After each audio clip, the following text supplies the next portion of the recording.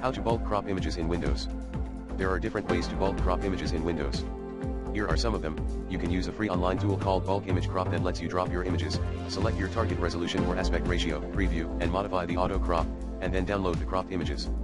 You can use a free image editing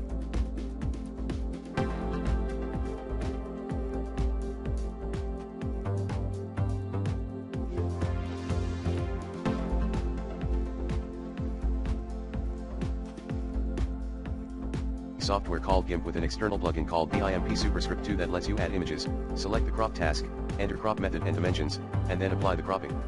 You can use a free utility called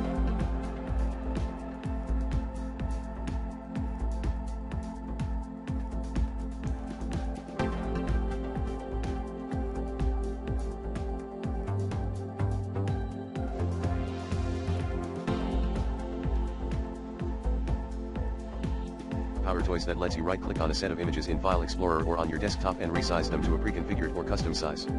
You can use a free desktop software such as JPEG Crops, Image Converter, Batch Crop, IMBatch, XNConvert, or Fast Stone Photo Resize or Superscript 2 that let you import images, select crop options, and then batch crop them.